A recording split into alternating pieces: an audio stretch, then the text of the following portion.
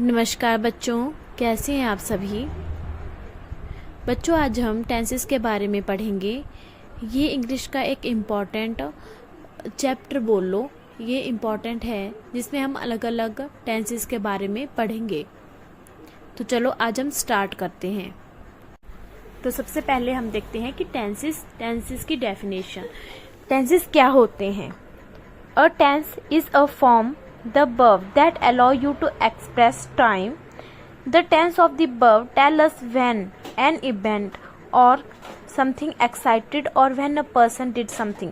मतलब कि टेंसेस होता है, जैसे कि हिंदी में इसको बोलते हैं काल। ये हमें बताता है कि कब किसी व्यक्ति ने कुछ किया था, ये उस टाइम के बारे में हमें बताता है, या कुछ एक्साइटेड हुआ होता है उसके बारे में बताता है, किसी पर्सन के बारे में बताता है, किसी चीज़ के बारे में बताता है। अब है टाइप्स ऑफ टेंसेस। हमारे पास 3 टाइप्स के टेंसेस होते हैं। पहला है present tense, second past tense, third future tense. ये हमारे पास 3 टाइप के टेंसेस होते हैं, प्रेजेंट, पास्ट एंड फ्यूचर, जो हमें ये बताते हैं कि कौन सा इवेंट कब हुआ है, प्रेजेंट में, पास्ट में, फ्यूचर में, ये हमें उसके बारे में बताता है।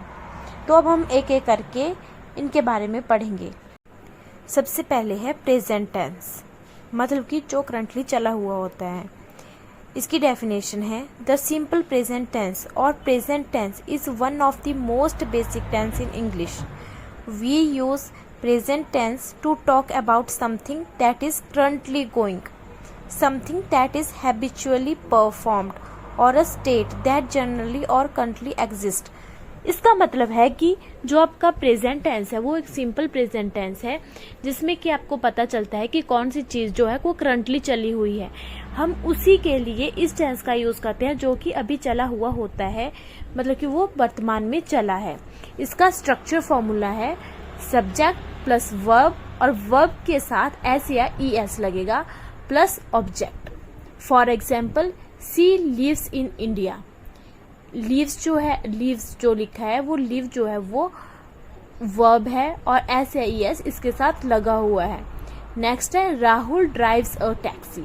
ड्राइव देखो ये वर्ब है, इसके साथ मतलब एस या ईएस लगा हुआ है। ठीक है। अब है नेक्स्ट पास्ट टेंस, मतलब कि भूतकाल। इसकी डेफिनेशन है the past tense is used to describe an activity और an event that has happened in the past or a past state of being, need to include a time marker for when the event or action took place। मतलब कि जो चीज़ आपकी past में हो गई होती है उसके लिए इस टेंस का यूज़ किया जाता है। इसका स्ट्रक्चरल फॉर्मूला है सब्जेक्ट प्लस वर्ब, और वर्ब के साथ आपकी सेकंड फॉर्म लगेगी, मतलब कि वर्ब की आपकी सेकंड फॉर्म लगेगी, plus object. For example, we met yesterday. अब यहाँ पे देखो आप मेट है, मतलब कि मीट की सेकंड फॉर्म है, तो हमने यहाँ पे मेट लिखा है। नेक्स्ट है he bought a new laptop last week. Bought किसकी सेकंड फॉर्म है, ये मेरे को आप लोग बताओगे। ठीक है। अब नेक्स्ट है फ्यूचर टेंस, भविष्य काल।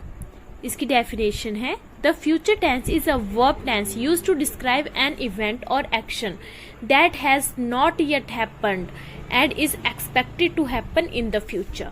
मतलब कि क्या, जो इवेंट आपका अभी हुआ नहीं है, ना ही पास्ट में ना ही प्रेजेंट में, लेकिन हाँ आपके फ्यूचर में होने की संभावना है, उसमें हम फ्यूचर टेंस का यूज करते हैं।